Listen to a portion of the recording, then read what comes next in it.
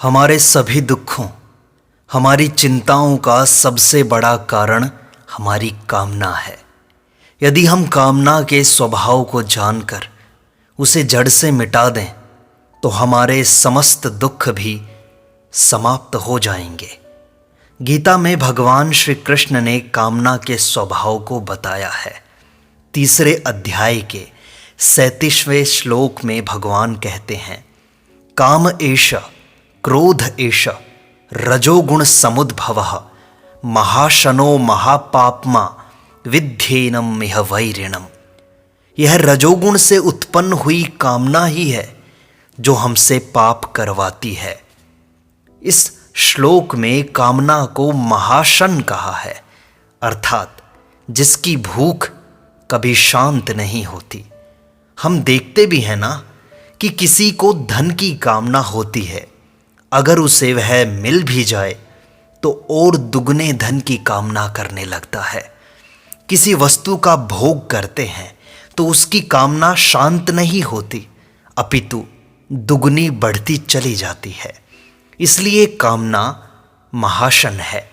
श्लोक में कामना को महापाप्मा भी कहा है, अर्थात कामना महापापी है।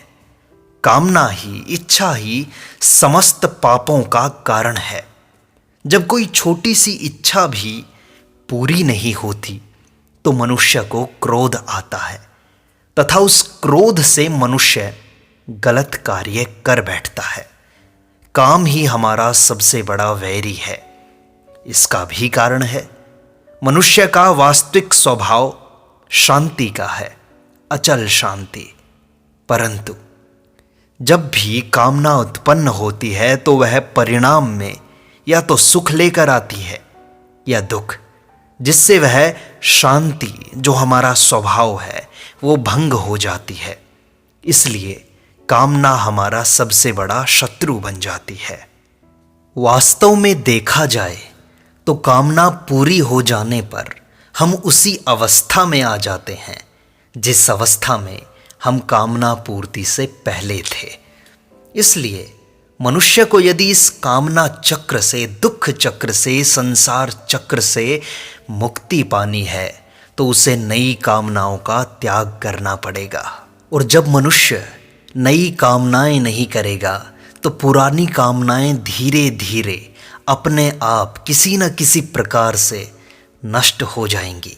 लोग कहते हैं पर कामनाओं का त्याग करना तो बड़ा कठिन है, परंतु यदि हम गहराई से विचार करें कि यदि कामनाओं का त्याग कठिन है तो कामना पूर्ति करना तो उससे भी कठिन है।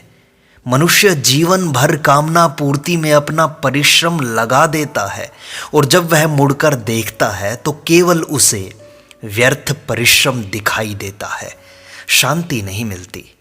यदि कामनाओं का त्याग करना कठिन है तो कामनाओं की पूर्ति करना तो असंभव है, हो ही नहीं सकता। इसलिए जो काम हो सकता है वही करना चाहिए, भले ही कठिन क्यों न हो।